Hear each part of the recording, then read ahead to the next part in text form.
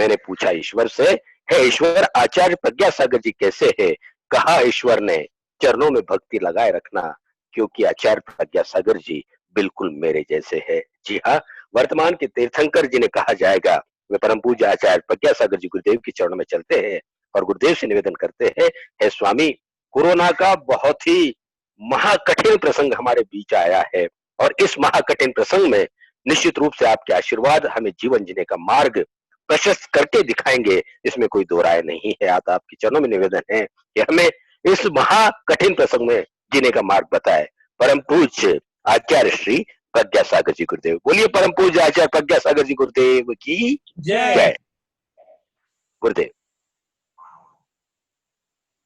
ओम नमः सिद्धेभ्यः। मंगलम भगवान वीरो मंगलमिकातिमोगणि मंगलम कुंद कुंदार्यो जैन धर्मोस्तु मंगलम सर्वमंगल मांगल्यम सर्वकल्याणकारिकम प्रधानम सर्वधर्माणां जैनं जयतु शासनम जैनं जयतु शासनम अज्ञानतिमिरान्धानां ज्ञानाञ्जनशलाकया चक्षुरुन्मीलितं येन तस्मै श्रीगुरुवे नमः। देवदेवं दिनं नत्वा भवोद्भवविनाशनं वक्षेऽहं देशनां काञ्चित् मतिहीनोऽपि भक्तितः। प्रथम तीर्थंकर भगवान ऋषभदेव से लेकर अंतिम तीर्थंकर भगवान महावीर स्वामी तक समस्त तीर्थंकर भगवान को नमस्कार करता हूँ। गुरु गौतम स्वामी से लेकर अंतिम सुख के आचार्य भद्रबाहु स्वामी तक, आचार्य कुंद स्वामी तक, आचार्य कुलभद्र स्वामी तक, 20वीं सदी के प्रथमाचार्य चार्य चक्रवर्ती श्री स्थान सागर जी महाराज तक, पूज्यपाद गुरुदेव आचार्य भगवान श्री पुष्पदंत सागर जी महाराज, समस्त दिगंबर जैन आचार्यों के चरणों में कोटि सा बंदन नमन नमस्कार करते हुए आज का यह स्वाध्याय प्रवचन प्रारंभ। बोलिए परम पूज्य आचार्य श्री प्रज्ञा सागर जी गुरुदेव की जय। उपस्थित भव्यात्मा आचार्य कुलभद्र स्वामी सार समुच्चय ग्रंथ के 7वें श्लोक में हमसे कहते हैं, नृजन्मना फलम सारम यदेतद् ज्ञान सेवनम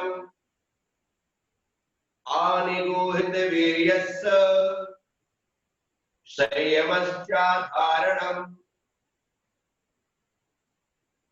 नृजन्मना फलम सारम, मनुष्य जन्म का यही सार है, यही फल है।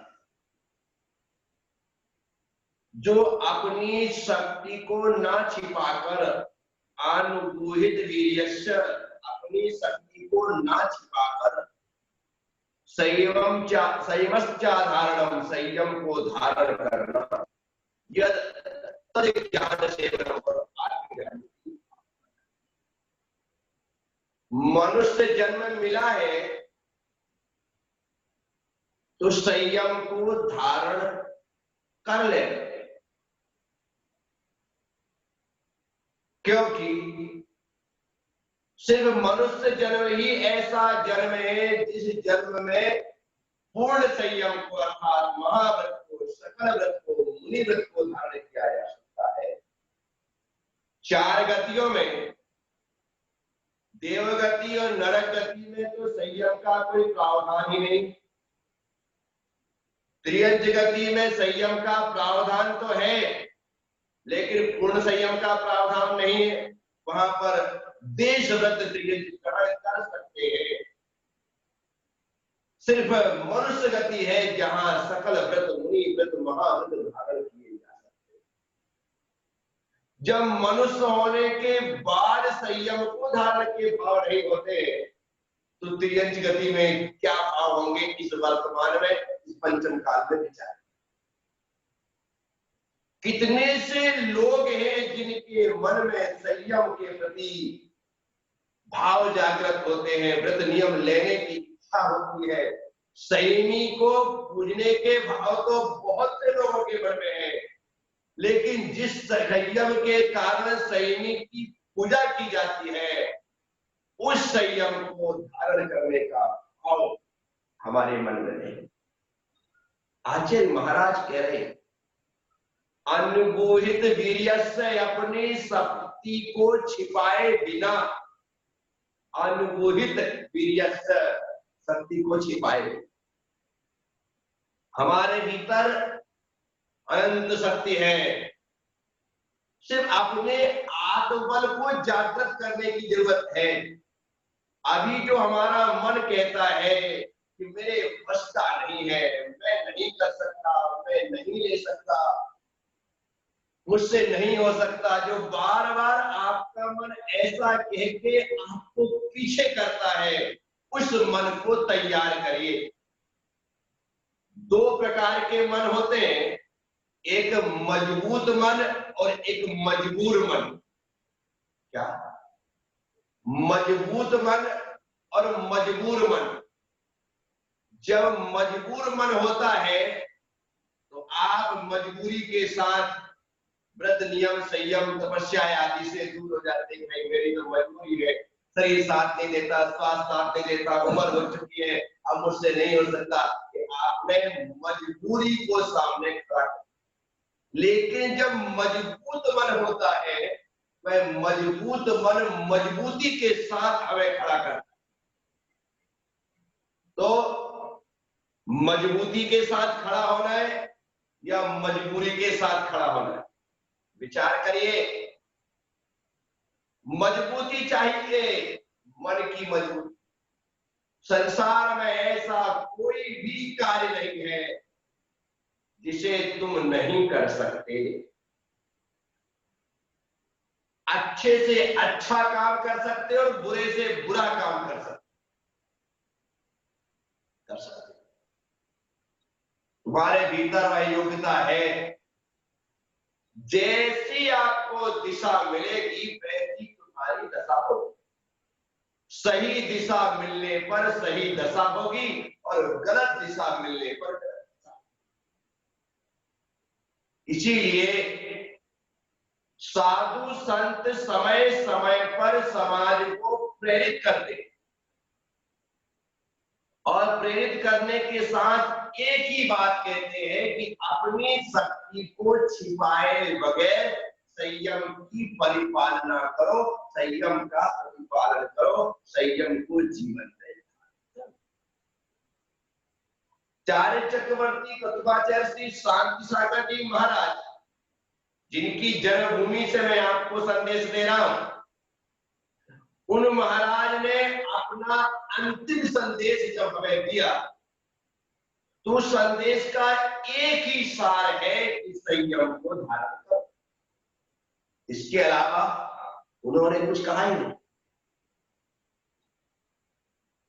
जब हमारे आचार्य महाराज, जिनके हम पथानुगामी हैं, जो हमारे आदर्श है, जिनके बताए रास्ते पर हम चल रहे हैं, उन आचार्य शांति सागर जी महाराज का अंतिम संदेश सुन करके सौभाग्य हमारा कि आज उनका वह अंतिम संदेश उनकी ही आवाज में हमारे पास है। अंतिम संदेश सुन करके बस यही विचार करना है, मुझे अपनी शक्ति के अनुसार संयम धारण। आचार्य अमृत चंद्र स्वामी पुरुषार्थ सिद्धि उपाय में सभी उपदेश देने वाले उपदेशकों से कहते हैं कि भव्य जीवों को सबसे पहले मुनि बनने का उपदेश देना। क्या कहते हैं? भव्य जीवों को मुनि बनने का उपदेश देना। जब वह भव्य जीव मुनि व्रत को धारण करने में असमर्थता जाहिर करे, तब उसे श्रावक धर्म का उपदेश उपदेश देना। यदि मैं सबसे पहले श्रावक धर्म का उपदेश देता हूं तो आचार्य कहते हैं मेरे उपदेश से प्रभावित होकर के वह श्रावक धर्म को अंगीकार कर ले, लेकिन उसकी क्षमता तो मुनिव्रत धारण करने की थी। लेकिन हमने मुनिव्रत का उपदेश ना दे करके श्रावक धर्म का उपदेश दे दिया तो वह अटक गया। साथियों, आचार्य महाराज शांति सागर जी, उन्होंने भी हमसे यही कहा, संयम धारण करो, संयम धारण करो, संयम धारण करो। हम साधु संत भी यही कहते हैं कि कुछ लो नियम दो, कोई ना कोई तो नियम का परिपालन करो। क्यों? क्योंकि इस जन्म में नियम पालन किए जा सकते हैं, फिर अन्य जो जन्म होंगे यहां से जाने के बाद तुम क्या बनते हो कुछ पता है क्या? देव बने तो वहां पर संयम नहीं है, समझ है, भगवान जिनेंद्र की शरण है, समो शरण भी क्षेत्र में मिल जाएगा, लेकिन अब चाहे करके भी संयम नहीं है। निगूहित वीर्यस्य, अपनी शक्ति को छिपाए बिना संयमश्चा धारणम, संयम को धारण करो।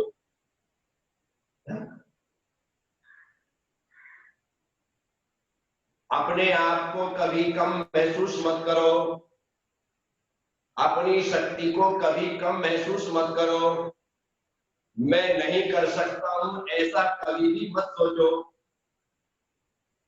अपितु अपने आप के मन से कहा करो सुबह उठने के साथ, देख आज मुझे प्रभु कृपा से एक दिन और मिला, और याद तुझसे ज्यादा शक्तिशाली, तुझसे ज्यादा साहसी, तुझसे ज्यादा हिम्मतवर, तुझसे ज्यादा दृढ़ प्रतिज्ञ इस संसार में कोई नहीं।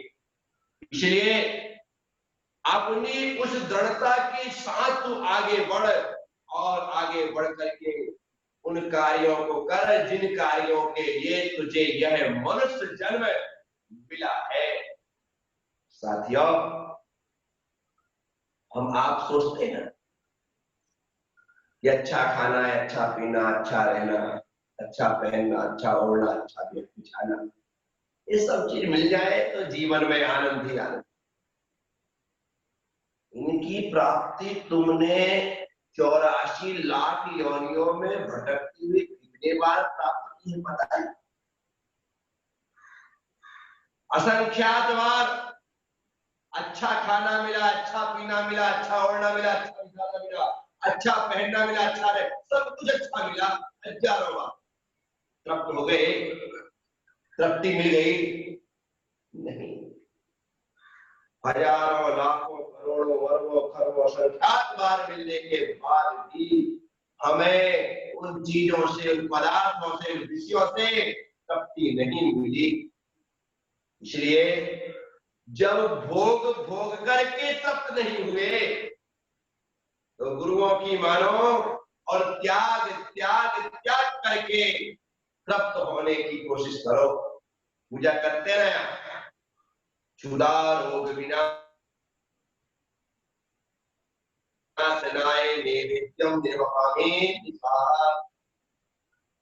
आखिर क्षुधा रोग के विनाश के लिए नैवेद्य को चढ़ाया। अभी तक तो हमारा मानना है कि खाने से भूख मिटती है, खाने से भूख मिटती है, लेकिन यहाँ पर तो आचार्य कहते हैं चढ़ाने से भूख मिटती है।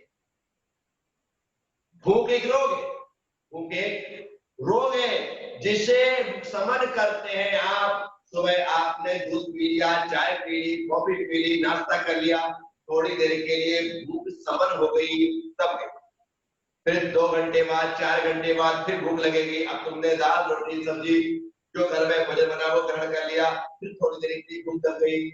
दोपहर में 3 बजा, फिर चाय बिस्किट, फिर खाना है, हेलो, फिर भूख थोड़ी देर से। तुम सिर्फ भूख को दबा रहे हो।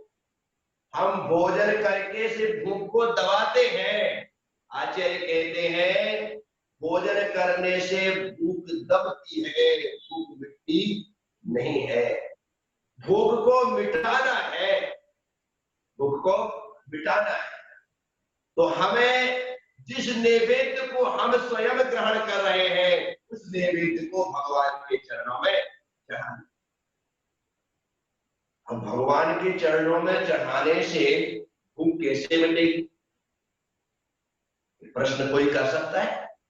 भाई खा करके तो हमने भूख मिटाई है, ऐसा हमारा रोज का अनुभव है। जब जब हम खाते पीते हैं हमारी भूख प्यास मिट जाती है, रोज का अनुभव है। लेकिन चढ़ाने से भूख मिटती है, ये हमें बात समझ में नहीं आती, नहीं आती। कह रहे हैं जो भगवान जिनेन्द्र अरिहंत देव 18 दोषों से रहित है, क्षुत पिपासा जरा नराग द्वेष मोहच्च यस्याप्तः स प्रतीयते।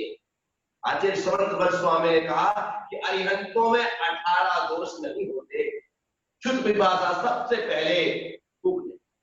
तो हमारे आचार्य कहते हैं जिन्होंने अपनी भूख को मिटा दिया है, समाप्त कर दिया है, उनके चरणों में भूख को मिटाने वाले नैवेद्य जब समर्पित किए जाते हैं तो हमारी भी क्षुधा रोग का हरण होता है, रोग का समाप्त।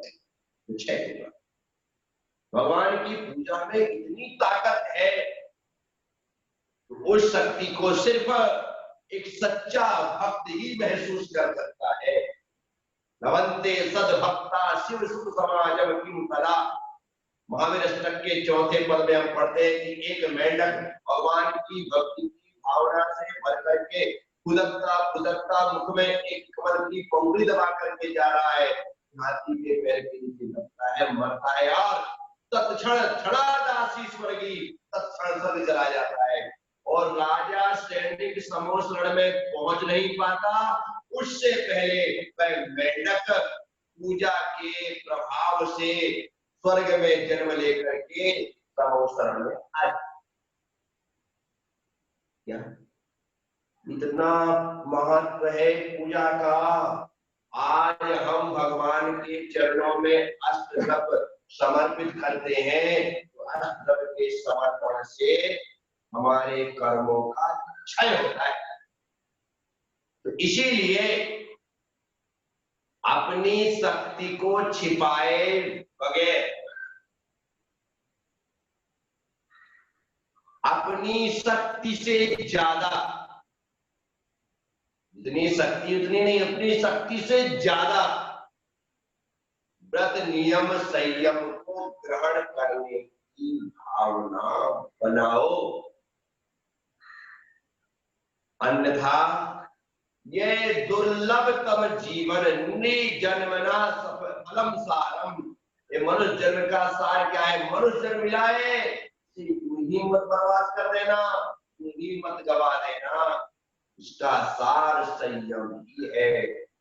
तो संयम को धारण करके ज्ञान तज ज्ञान सेवनम, अपनी आत्मज्ञान की भावना को करो। आत्मज्ञान की भावना से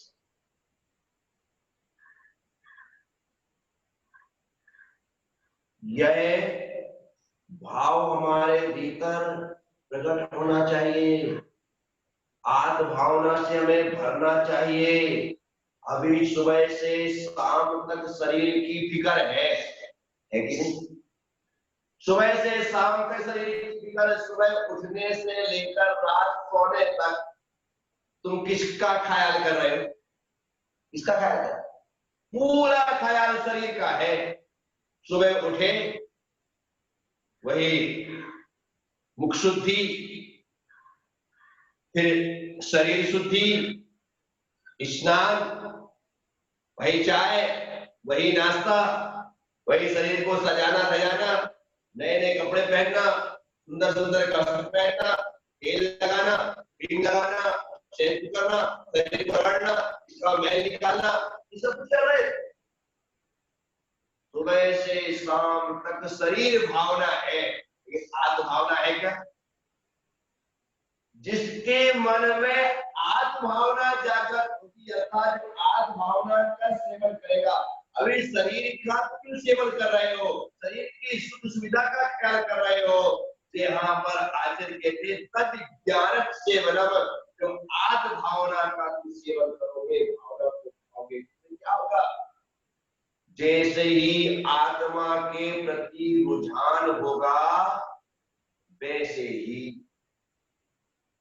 स्वाध्याय, सामायिक, प्रतिक्रमण, पूजा, अभिषेक, पाठ, जाप, ये सब चालू हो जाएगी अपने आप। क्यों? जैसे शरीर को संभालने के लिए तुम चाय, नाश्ता, खाना पीना सब कुछ करते हो, उससे शरीर सबल रहता है। इसी तरह से जब हम स्वाध्याय, प्रतिक्रमण, प्रत्याख्यान, कायसर्ग आदि करेंगे, हमारी आत्मा सबल होगी। आत्म भावना है, जब आत्म भावना जागृत होती है तो भजन में मन लगता है, और जब शरीर भावना जागृत होती है तो भोजन में मन लगता है। समझ रहे? शरीर के प्रति दृष्टि जाएगी तो भोजन के लिए बढ़ोगे, और आत्मा के प्रति दृष्टि जाएगी तो भजन के लिए बढ़ोगे। अपने आप को पहचानना, इस समय तुम्हारी दृष्टि किस ओर है, तुम्हें पता चल जाएगा। साधु भी आहार के लिए जाते हैं, आहार शरीर के लिए आवश्यक है, लेकिन साधु का जो आहार है ये तप बढ़ावर एक नहीं कर कोष देख कति रसद को। पंडित दौलत राम जी ने कितनी अच्छी बात लिखी कि साधु आहार करता है तो तप को बढ़ाने के लिए करता है, भजन को बढ़ाने के लिए करता है, वजन बढ़ाने के लिए नहीं करता है। भाई मैं खाऊंगा पीऊंगा अच्छा मेरा वजन बढ़ जाएगा, थोड़ी तो बढ़नी चाहिए, बड़ा दुबला पतला हूं तो फूंक दे तो उड़ जाऊं, ऐसी स्थिति है। आदमी यदि वजन बढ़ाने के लिए कर रहा है तो वह गलत कर रहा है, और भजन को बढ़ाने के लिए कर रहा है ले तप बढ़ावन। तप को बढ़ाने के लिए साधु आहार करते हैं। क्यों करते हैं? तप को बढ़ाने के लिए, मेरे तप में वृद्धि हो, मेरे स्वाध्याय में वृद्धि हो, मेरी सामायिक में वृद्धि हो, मेरी शुभ क्रिया में वृद्धि हो, और शुभ क्रियाओं के बल से मैं शुद्ध में रमण करूं, ऐसा तप को बढ़ाने के लिए तप बढ़ावन। ये तो नहीं तन पोष दे, तन के पोषण के लिए नहीं कर रहे हैं। तजी रसन को रस आदि का त्याग करके भोजन ग्रहण करते हैं। रस का त्याग करके ही भोजन करना चाहिए ऐसा नहीं, लेकिन रस का त्याग करके भोजन करना चाहिए ऐसा। त्याग करके ही भोजन कर आहार लेना चाहिए ऐसा, लेकिन रस का त्याग करके। क्यों रस का त्याग करना आवश्यक नहीं है? आचार्य मूलाचार्य में भट्टी स्वामी लिखते हैं, साधु को जैसा भी आहार मिले, ठंडा हो, गर्म हो, रूखा हो, चिकना हो, उसे चुपचाप ग्रहण कर लेना चाहिए। ठंडा हो, गर्म हो, रूखा हो, चिकना, ऐसा नहीं कहा कि सट रस से रहित ही लेना चाहिए, लेकिन साधु स्वयं स्वाविवेक से रसों का त्याग कर देता है। 6 रसों में कभी नमक का, कभी शक्कर का, कभी घी का, कभी तेल का, कभी दूध का, कभी दही का त्याग करके भोजन में ग्रहण कर। तप की वृद्धि के लिए किया जा रहा है, इसलिए रस का कोई ख्याल नहीं है। रस के में ही ख्याल होता है, स्वाद में ही ख्याल होता है, रस की वृद्धि में ख्याल होता है। आचार्य साधु को थोड़ा सा अल्प भोजन ग्रहण करना है, और ग्रहण करता है, लेकिन सिर्फ तप की वृद्धि के लिए ही ग्रहण करता है। जितने से तप हो जाता है, जितने से काम चल जाता है, तो नहीं खाना क्या, जितने से काम चल जाए। हमारे बड़े विद्वान हुए पंडित दौलत राम जी ग्रस्त थे, लेकिन ज्ञान भावना से भरे हुए, आत्म भावना से भरे हुए। घर गृहस्थी थी इसलिए कमाना भी पड़ता था, लेकिन उन्होंने नियम बना रखा था कि माना है। बाजार जाते थे, जितने देर में उतनी कमाई हो जाती थी, बस वहीं पर दुकान बंद करते थे। 1 घंटे में मिल गया, 1 घंटे में वापस, 2 घंटे लगे तो 2 घंटे में वापस, 4 घंटे लगे तो 4 घंटे में वापस। बस उतना काम करना है, वापस लौट करके आना है और आकर के फिर पूरा समय स्वाध्याय में लगा। उनके पास गृहस्थी थी, तो उस गृहस्थी से समय निकालना है, कमाना भी है और समय को बचाना भी है। तो थोड़े से समय में मेरे परिवार के भरण पोषण के लिए मुझे कितना चाहिए उतना मिलता था और मैं घर आया। अभी तो तुम घर में ही बैठे, हाँ बैठे, घर में बैठे, कोरोना की वजह से घर में बैठे। अब घर में बैठे हो तो तुमने घर में बैठ के किया क्या? आज भावना जागृत हुई? नहीं, दुनिया की भावनाएं जागृत हुई, पाप भावनाएं, वासना की भावनाएं, खेल की भावना, सब कुछ हमारे भीतर प्रकट हुआ। लेकिन ज्ञान भावना, थोड़े से लोग हैं जो इस समय का सदुपयोग करते हुए ज्ञान की आराधना में लगे हैं। साथियों, आचार्य महाराज कह रहे हैं, नी जन्मना फलम सारम यदि तज ज्ञान सेवनम अनिगूहित वीर्यस्य संयमश्चाधारणम। अपनी शक्ति को छिपाए बिना संयम को धारण करो। आत्म भावना, आत्म भावना क्या है समझ में आया? क्या है? अपने चित्त को धर्म में लगाना, अपने मन को धर्म में लगाना, धर्म की क्रिया में लगाना। जो मुनियों के 28 मूल गुणों में सब आवश्यक है, सब आवश्यक, समता, स्तुति, वंदना, प्रतीक्षान, कायु, सर्व, ये सब आवश्यक है।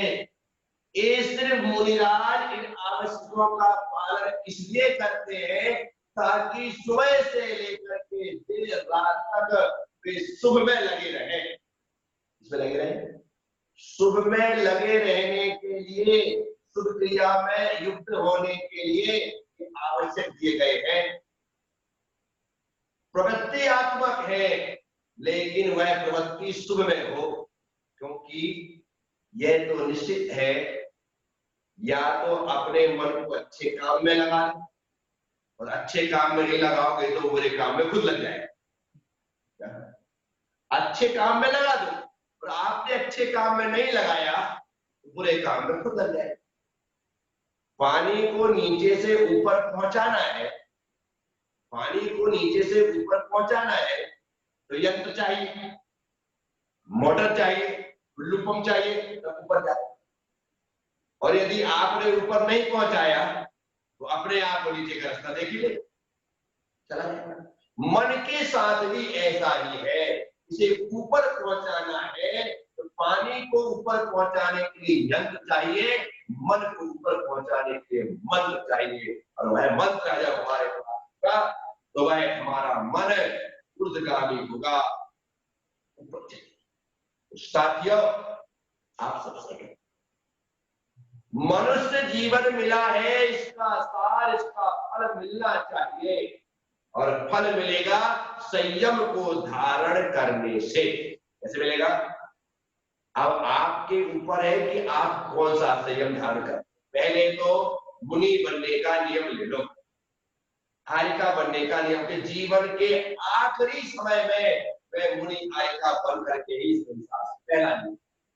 उसके बाद जब मैंने मुनि बनने का नियम लिया है तो मुझे कम से कम वर्तमान में स्थापक बन करके जीना है, जैन बन करके जीना है। तो आप मुनि बनने का नियम लें, जीवन के अंत में मुनि बनूंगा, लेकिन वर्तमान में जैन बन करके जीऊंगा। क्या?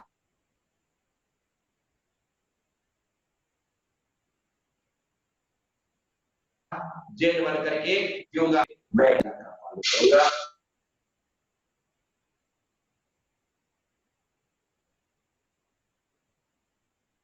और उसी का फल रहेगा। के साथ समुच्चय ग्रंथ को पढ़ते हुए आगे बढ़ रहे हैं, तो मैं सोचता हूँ हम ग्रंथ की गाथाओं में आगे ना बढ़े, हम अपने जीवन में भी आगे बढ़े, तभी जाकर के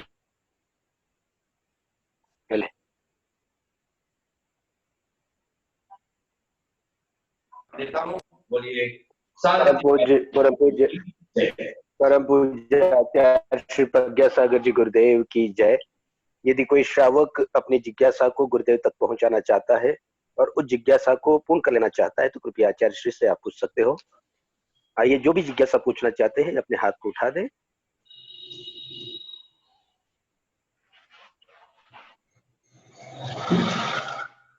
परम पूज्य आचार्य प्रज्ञा सागर जी गुरुदेव, जो पुष्पदंत सागर जी के 9 पुष्पों में से 9 रत्नों में से एक है,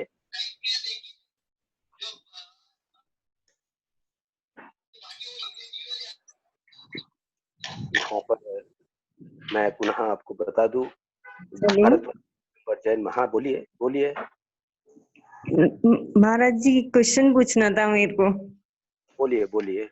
जैसे मैंने दान दिया था ये कुंडलपुर के मंदिर में, और वो दान दे नहीं पाई, मैं आधा नहीं दे पाई, तो उसमें मतलब मेरे को क्या दोष लगेगा या मेरे को क्या पाप लगेगा उसमें? अभी नहीं दे पाए हैं और व्यवस्था है तो अब दे दीजिए। अभी भी देने की हिम्मत और व्यवस्था नहीं है तो संकल्प कर लीजिए, इतना मैंने बोला है मैं धीरे धीरे करके वहां पर पहुंचा दूंगी, भेज दूंगी, क्योंकि बोला हुआ था हमें धीरे धीरे ही सही लेकिन अपने हाथ से देना चाहिए। हम प्राश्चित करके संतुष्ट ना हो, महाराज जी आप प्राश्चित बता दें, मैंने कहा 11 माला पहले का काम हो गया, नहीं, आप प्रयास करिए कि जो राशि आपने बोली है आप धीरे धीरे जीवन के अंत समय तक उसे पहुंचाने का प्रयास करें, अपनी राशि भेजे जरूर।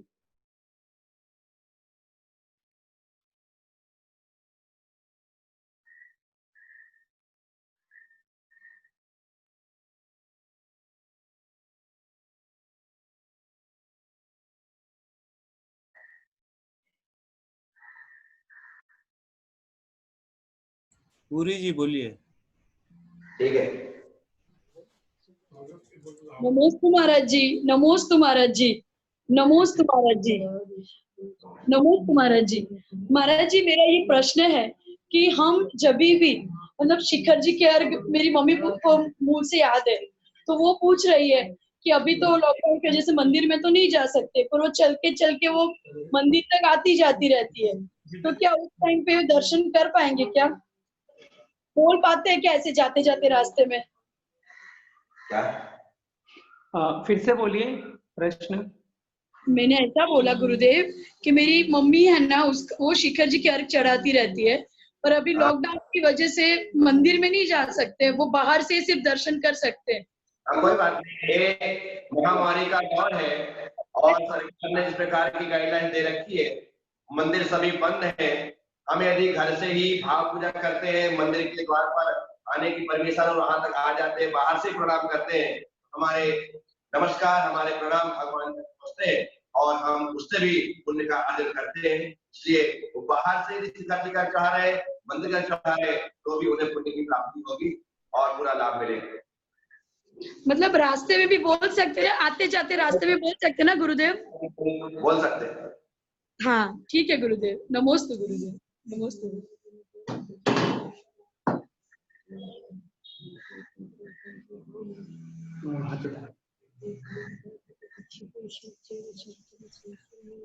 हाँ, जय जिनेन्द्र। आज के सवाल जवाब का दौर यही खत्म होता है और अब हम चलते हैं अगले गुरुदेव के पास। मैं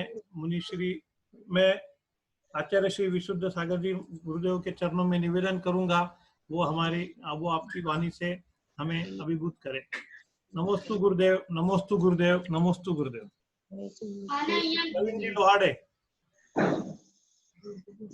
परम पूज्य मुनिश्री सुरवत सागर जी लिखित अध्यात्म योगी को पढ़ रहा था। मध्य प्रदेश का एक जिला भिंड, जिसमें छोटा सा कस्बा रूर